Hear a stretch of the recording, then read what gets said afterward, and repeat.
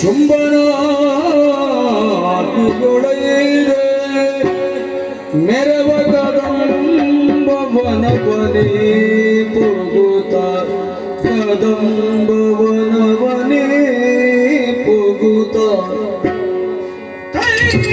ಜಗದಂಬಿಕೆಯ ಲಾವಣ್ಯವನು ನೆರೆಗಂಡು ಸುಗ್ರೀವಾಗ ಹಂಬಲಿಸಿದನು ಶಿವ ಶಿವ ಶಿವ ಶಿವ ಸ್ಮರಣಂಬಿ ಗುರಿಸಲು ಕೂತಲಿ ನಮ್ಮಯ ಶುಂಭ ಕೆಟ್ಟನು ಸ್ಮರಣಂಬಿ ಗುರಿಸಲು ಕೂತಲೆ ನಮ್ಮಯ ಶುಂಭ ಕೆಟ್ಟನು ತಿಳಿದು ನೋಡಲು ಈಕೆ ಮಾನಿನಿಗೆ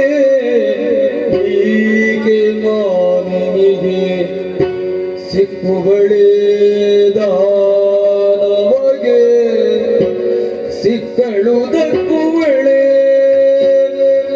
ತ್ರಿಜಗವನು ತನ್ನಯ ಕುಕ್ಷಿಯೊಳಗಿರಿಸುತ್ತ ನಿತ್ಯತೆ ಸಲಗುತ್ತಿಗ ಮಾತೆ ಮಕ್ಕಳಾಟಿಗೆ ಆಯ್ತು ನಮ್ಮದು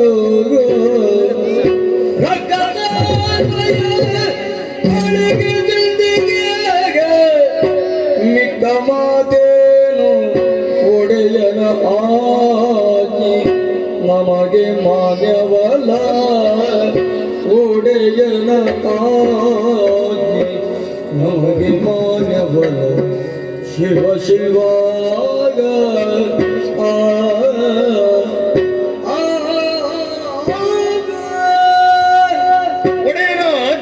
ಪಡೆದು ಕದಂಬಾವನವನ್ನು ಬಂದು ಪ್ರವೇಶ ಮಾಡಿದ್ದೇನೆ. ಈ ರೀತಿಯಾದಂತಹ ವನವನ್ನು ಯಾರಾದರೂ ಕಾಣುವುದಕ್ಕೆ ಸಾಧ್ಯ ಉಂಟೆ? ಭೂಮಿಯ ಮೇಲೆ ಇಂತಹದ್ದೊಂದು ವನ ಇರುವುದಕ್ಕೆ ಸಾಧ್ಯ ಉಂಟೆ? ಅಂತಹ ಬದಲಾವಣೆಗಳು ಇಲ್ಲಿ ಅನೇಕ ಕಂಡು ಬಂದವು. ಇದಕ್ಕೆಲ್ಲ ಕಾರಣವಾದದ್ದೇನು? ಎಲ್ಲಿದ್ದಾಳೆ ಒಡೆಯನಾಡಿದಂತಹ ಹೆಣ್ಣು?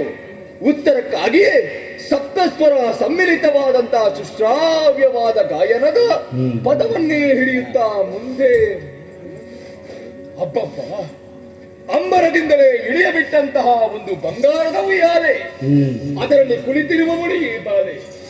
ಏನಿದು ಈ ಲೀಲೆ? ಕಾಣಬಾರದೇ ಈಕೆಯನ್ನು? ಈಕೆಯೂ ಸಾಮಾನ್ಯ ತರುಣಿಯೇ? ಈಕೆಯೂ ಎನ್ನಡೆಯರಿಗೆ ಸಿಕ್ಕುವಳೆ, ಸಿಕ್ಕಿದರೂ ಆತ ದಕ್ಕಿಸಿಕೊಂಡಾರೆ. ಅಖಂಡ ಬ್ರಹ್ಮಚಾರಿಗಳಿಗೆ ಈಕೆಯೊಬ್ಬಳು ಸಾಮಾನ್ಯ ಸುಂದರವಾದ ತರುಣಿಯಾಗಿ ಕಂಡಳಂತೆ. ಆದರೆ ಈ ಮುದುಕನಿಗೆ ಆ ರೀತಿ ಕಾಣಿಸುತ್ತಾ ಇಲ್ಲ. ಒಂದು ಕಂಬಕ್ಕೆ ಸೀರೆಯನ್ನು ಉಳಿಸಿದರೆ ಅದರಲ್ಲಿ ತಾಯಿಯ ಭಾವವನ್ನು ಕಾಣುವವರು ಚಂಡಮುಂಡರು. ಅಂತವರಿಗೆ ಒಬ್ಬಳಾಕೆ ಹೆಣ್ಣು ಸುಂದರವಾಗಿ ಕಾಣುತ್ತಾಳೆ ಅಂತಾದರೆ ಏನಿದರ ಅರ್ಥ? ಬ್ರಹ್ಮಚಾರಿಗಳ ಬ್ರಹ್ಮಚರ್ಯವೆನ್ನುವುದು ಕೆಟ್ಟು ಹೋಯಿತು ಎನ್ನುವುದೇ ಸ್ಪಷ್ಟ. ಅವರೇನೋ ಹಾಳು ಹುಡುಗರು, ಏನೋ ಒಂದು ತೀರ್ಮಾನವನ್ನು ಕೈಗೊಂಡಿದ್ದಾರೆ. ನನ್ನ ಒಡೆಯನೇನು ಸಾಮಾನ್ಯದವನೇ? ರಾಜಕೀಯ ವಿಚಾರದಲ್ಲಿ ನಿಪುಣನು, 3 ಲೋಕವನ್ನು ತನ್ನ ಅಂಕೆಯಲ್ಲಿರಿಸಿಕೊಂಡು ಪೊರೆಯುವವನು. ಅಂತವನು ಇಂತಹ ತೀರ್ಮಾನವನ್ನು ಕೈಗೊಳ್ಳುವುದಂತೆ ಅವನೇ ಆಡಿದ. ಕಾಮನ ಬಾಣಕ್ಕೆ ನಾನು ಒಳಗಾದೇನು? ಕಾಮನ ಬಾಣಕ್ಕೆ ಒಳಗಾದವರು ತಾಯಿಯನ್ನು ಬಯಸುತ್ತಾರೆ ಅಂತಾದರೆ ಅವರು ಈ ಪ್ರಪಂಚದಲ್ಲಿ ಉಳಿಯುವುದಕ್ಕೆ ಯೋಗ್ಯತೆಯನ್ನು ಹೊಂದಿದವರೇ? ಹಾಗಿದ್ದರೆ ಯಾಕೆ ಈ ರೀತಿಯಾದಂತಹ ನಡೆ? ಇಷ್ಟೇ, ವಿನಾಶ ಕಾಲೇ ವಿಪರೀತ ಬುದ್ಧಿ. ಈ ಪ್ರಪಂಚದಲ್ಲಿ ವಿಷ ಕಚ್ಚಿದವನಾದರೂ ಬದುಕಬಹುದು, ಮಣ್ಣು ಕಚ್ಚಿದವನು ಬದುಕುವುದಕ್ಕೆ ಇಲ್ಲ. ನನ್ನೊಡೆಯನಿಗೆ ಕಚ್ಚಿರುವುದು ಇಂದು ಮಣ್ಣು, ಅವನನ್ನು ಇನ್ನು ಉಳಿಸುವವರು ಯಾರು? ಇಲ್ಲ ಅಂತಾದರೆ ಇವಳನ್ನು ಕಾಣುವಾಗ ಯಾರಿಗೆ ತಿಳಿದುಕೊಳ್ಳುವುದಕ್ಕೆ ಸಾಧ್ಯ ಇಲ್ಲ. ಒಂದು ಕೈಯಲ್ಲಿ ಚಕ್ರವಿದೆ, ಇನ್ನೊಂದು ಕೈಯಲ್ಲಿ ಸುಮವ ಹಿಡಿದು ಕುಳಿತಿದ್ದಾಳೆ. ಒಂದು ವೇಳೆ ಶರಣಾಗಿ ಈಕೆಯ ಪಾದಕ್ಕೆರಗಿದೆ ಉಂಟಾದರೆ ಹಾಸಿಗೆಯ ಮೇಲೆ ಮಲಗಿಸುತ್ತೇನೆ ಮಕ್ಕಳೇ ನಿಮ್ಮನ್ನು. ಅದೇ ದೇಹದ ತೀಟೆಯನ್ನು ತೀರಿಸಿಕೊಳ್ಳುವುದಕ್ಕಾಗಿ ನನ್ನನ್ನು ಬಯಸಿದರೆ ಹಿಡಿದಿರುವ ಚಕ್ರದಿಂದಲೇ ನಿಮ್ಮೆಲ್ಲರ ಶಿರವನ್ನೇ ಕತ್ತರಿಸಿ ಏನು ಎನ್ನುವುದನ್ನು ತೋರಿಸುವುದಕ್ಕಾಗಿ ಈ ರೂಪದಿಂದ ಬಂದು ಕುಳಿತಿದ್ದಾಳೆ. ತಿಳಿದುಕೊಂಡೆ. ಹೋಗಿ ಒಡೆಯನಿಗೆ ಹೇಳಿದರೆ ಕೇಳಿಯಾನ, ಮುದುಕನಿಗೆ ತಲೆ ಕೆಟ್ಟಿದೆ ಅಂತ ತಲೆ ಕತ್ತರಿಸಿಯಾನ. ಅದಕ್ಕೆ ಅವಕಾಶ ಮಾಡಿಕೊಡುವುದು ಬೇಡ. ಶೋಣಿತಾಪುರದ ಮಣ್ಣಿನಲ್ಲಿ ಉಪ್ಪಣ್ಣ ಉಂಡಂತ ರಣದ ಭಾರ ಉಂಟು, ತೀರಿಸಿ ಬಿಡ್ತೇನಂತೆ. ಅಮ್ಮ ಮಾತೊಂದಾಲಿಸಿ ಕೇಳುವ ಎನ್ನನು ಶುಂಭ ಪ್ರೀತಿಯು ಕಳುಗಿರುವ ಎನ್ನನು ಶುಂಭ ಪ್ರೀತಿಯು ಕಳುಗಿರುವ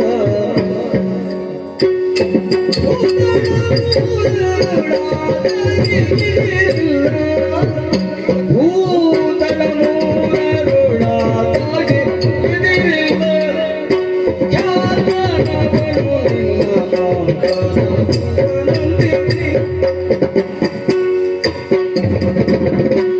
ಮಾತನಾಡಿಸ ಕೇಳವ್ವ ಎನ್ನನು ಶುಭ ಪ್ರೀತಿಯು ಕಡುತ್ತಿರುವ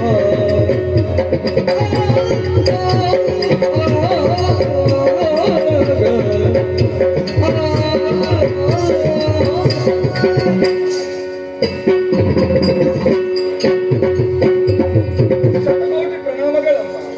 ನಾನು ಸಿಂಹರ ಅಮಾತ್ಯ ಸುಗ್ರೀವನೆಂದು ನನ್ನ ಹೆಸರು. ಒಡೆಯನೇ ನನ್ನನ್ನೂ ನಿನ್ನ ಬಳಿಗೆ ಹಟ್ಟಿದವನಿದ್ದಾನೆ. ನನ್ನ ಒಡೆಯನ ಹೆಸರನ್ನು ನೀನು ಕೇಳಿರಬಹುದು ತಾನೆ. 3 ಲೋಕಕ್ಕೂ ಒಡೆಯನಿದ್ದಾನೆ ಅಮ್ಮ.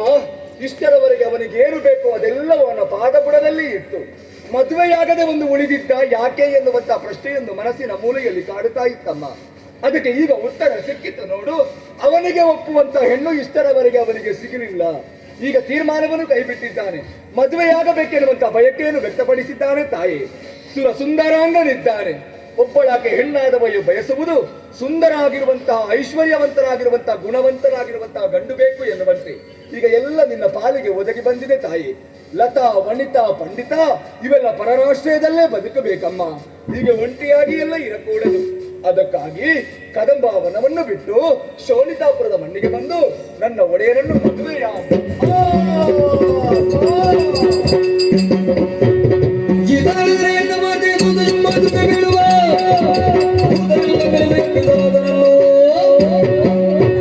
ಮಾತುಗಳನ್ನು ಕೇಳಿ ನಗೆ ಬಂದು ಹೋಯಿತು. ಜೊಪ್ಪನ ದೆರಗಿ ಉರುಳಿ ಬಿಟ್ಟನಲ್ಲ. ಈತ ಅಳಿದನೆಂದಾದರೆ ನನ್ನ ವಿಚಾರವಾಗಿ ಶುಂಭನಿಗೆ ಪ್ರತ್ಯೇಕ ದೂತರಿಲ್ಲವೆಂದಾದೀತು. ಏನೇ ಆಗಲಿ ಇವನ ಮೇಲೆ ಕರುಣಾರಸವನ್ನು ಬೀರುತ್ತೇನೆ. ಸುಗ್ರೀವಾಯ ಕತಿಗೊಳ್ಳದಿರಲ್ಲ ಸಲಗೋ ಶುಂಭಾಟನಾಮದಂತೆ ನಿನ್ನಗೇನೆ ಶುಂಭಾಟನಾಮದಂತೆ ನಿನ್ನಗೇನೆ ಮತಿಶೂನ್ಯನ ಮತಿಶೂನ್ಯನ ಮತಿಶೂನ್ಯನ ಮತಿ ಮರಿವೆ ದೈತ ಪತಿಗೆ ರಾತಿಯ ಅಲುಗ ದೈತ ಪತಿಗೆ ರಾತಿಯ ಅಲುಗ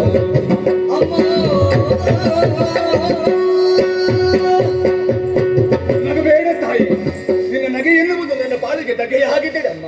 ನಾನು ಸತ್ತಿದ್ದೇನೆ. ಕೇವಲ ನಿನ್ನ ಒಂದು ನಗೆ ಮಾತ್ರದಿಂದ ನಾನು ಸತ್ತಿದ್ದೇನೆ. ನೀನೇನಾದರೂ ಕ್ರೋಧಗೊಂಡು ನಿಂತೆ ಎಂದಾದರೆ ಈ ಪ್ರಪಂಚ ಉಳಿಯುವುದಕ್ಕುಂಟೇನಮ್ಮ. ಕ್ರೋಧ ಬೇಡ. ಒಡೆಯನಿಗೆ ಹೋಗಿ ಹೇಳುವುದಕ್ಕೆ ಏನು ಆಜ್ಞೆಯಮ್ಮ. ಹೆದರಿದೆಯಾ ಸುಗ್ರೀವ? ಹೌದು. ಅರಣ್ಯದಲ್ಲಿ ಕುಳಿತಂತಹ ನಾರಿ ಅವಳೆಯನ್ನು ಅರ್ಥೈಸಿಕೊಂಡಿದ್ದಾನೆ ಈ ಶುಂಭ. ಇರಬೇಕು ತಾಯಿ. ಸಂಧಾನಕ್ಕಾಗಿ ನಿನ್ನನ್ನು ಕಳುಹಿಸಿದ್ದಾನೆ. ಹೌದಮ್ಮ. ಸಂಧಾನವನ್ನೇ ಮುರಿದಿದ್ದೇನೆ. ಓಹೋ. ಯುದ್ಧವೇ ಬತ್ತೆ ಎನ್ನುವಂತಹ ತೀರ್ಮಾನದಲ್ಲಿ ನಾನಿದ್ದೇನೆ. ಹೌದೇ? ಸುಗ್ರೀವ, ಏನು ತಾಯಿ? ಅಸುರ ಕುಲದಲ್ಲಿ ಹುಟ್ಟಿದರೂ ಕೂಡ ನನ್ನ ಸಾಕ್ಷಾತ್ಕಾರ ನಿನಗಾಗಿದೆ. ಹಾ. ಅದೇ ರೀತಿ ಪುನರಪಿ ಬದುಕಿದ್ದಿ ಎಂದಾದಾಗ ನಿನ್ನಲ್ಲಿದ್ದಂತಹ ದೌಷ್ಟ್ಯಗಳೆಲ್ಲವೂ ದೂರವಾಗಿ ಹಾ. ಸಜ್ಜನ ವ್ಯಕ್ತಿ ಎನಿಸಿಕೊಂಡೆ. ಸರಿ ತಾಯಿ. ಒಮ್ಮೆ ಧರೆಯ ಕಡೆಗೆ ಗಮನ ಹರಿಸಿ ನೋಡು. ಯಾಕಮ್ಮ? ಮಂತ್ರ ಮಾಟ ಮಾರಣ ಮಾರಕಾದಿ ರಕ್ತಪಾತ ಹಾ. ಸಸ್ಯ ಶ್ಯಾಮಲೆಯಾಗಿ ಕಂಗೊಳಿಸಬೇಕಾದಂತಹ ಭೂಮಾತೆ ಬರಡು ಬಂಜಿಯಾಗಿ ಕಣ್ಣೀರನ್ನು ಸುರಿಸುತ್ತಿದ್ದಾಳೆ. ಹೌದಮ್ಮ. ಇದಕ್ಕೆಲ್ಲ ಕಾರಣ ಯಾರು ಅಂತ ಭಾವಿಸಿದೀಯಾ? ಯಾರು ತಾಯಿ? ನಿನ್ನ ಒಡೆಯ ಶುಂಭನೇ. ಭೂದೇವಿಯ ಕಣ್ಣೀರಿಸಬೇಕಿದ್ದರೆ ದುಷ್ಟ ಸಂಹಾರ ನಡೆಯಲೇಬೇಕು. ಅದಕ್ಕಾಗಿ ಕದಮವನ್ನು ಆಯ್ದುಕೊಂಡಿದ್ದೇನೆ. ಹೌದೇ? ಮೋಹದ ಗಾಳವನ್ನು ನಿಮ್ಮ ಶೋಣಿತಾಪುರಕ್ಕೆ ಎಸೆದಿದ್ದೇನೆ. ಓಹೋ. ಎಲ್ಲರನ್ನು ನನ್ನ ಕಡೆಗೆ ಬರಿಸಿ ನಂತರ ಕೊಲ್ಲುವಂತಹ ತೀರ್ಮಾನದಲ್ಲಿ ನಾನಿದ್ದೇನೆ. ಹೌದೇ? ಹೋಗಿ ನಿನ್ನ ಒಡೆಯನಲ್ಲಿ ಹೇಳು. ಏನಮ್ಮ? ಸಾಮಾನ್ಯ ಹೆಣ್ಣೆಂಬ ತಾತ್ಸಾರ ಬೇಡವಂತೆ. ಸರಿ. ಯುದ್ಧದ ವಿಚಾರದಲ್ಲಿ ಶುಂಭ ಬಲಾಟೆನೆ. ಹೌದು ತಾಯಿ. ಅವನ ತಮ್ಮ ನಿಶುಂಭ ಬಲಾಟೆನೆ. ಹೌದಮ್ಮ. ಪ್ರತ್ಯಕ್ಷ ಬಂದರೂ ಕೂಡ ಪ್ರಾಣ ಕಂಜುವುದಿಲ್ಲವಂತೆ ಸ್ಪಷ್ಟವಾಗಿ ತಿಳಿತು. ತಾಯಿ, ಇಷ್ಟರವರೆಗೆ ಕನಸು ಮನಸ್ಸಿನಲ್ಲಿಯೂ ನಿನ್ನನ್ನು ಪೂಜಿಸಿದವನು ನಾನಲ್ಲ, ಭಜಿಸಿದವನು ನಾನಲ್ಲವಮ್ಮ. ಸಾವಿರಾರು ವರ್ಷಗಳ ಕಾಲ ತಪಸ್ಸನ್ನಾಚರಿಸಿದರೂ ನಿನ್ನ ದಿವ್ಯ ಮಂಗಳಕರವಾದಂತ ರೂಪವನ್ನು ಕಾಣುವಂತಹ ಸೌಭಾಗ್ಯ ಯಾರಿಗೂ ಸಿಗುವುದಕ್ಕಿಲ್ಲ. ನನ್ನಂತ ಪಾಪಿಗೆ ಅಂತ ಅವಕಾಶವನ್ನು ಮಾಡಿಕೊಟ್ಟೆಯ. ಇನ್ನೂ ಈ ಮುದುಕನಿಗೆ ಬದುಕಬೇಕೆನ್ನುವಂತ ಆಸೆಯಿಲ್ಲವಮ್ಮ. ನಿನ್ನ ಪಾದದ ಧೂಳಿನಲ್ಲಿ ಒಂದಾಗಿಸು. ನನ್ನನ್ನು ನಿನ್ನ ಜೊತೆ ಸೇರಿಸಿಕೋ ತಾಯೇ. ಮೋಕ್ಷಗಾಮಿಯಾಗಬೇಕೆಂದು ಬಯಕೆ. ಹೌದಮ್ಮ. ಈ ಮರಗಳ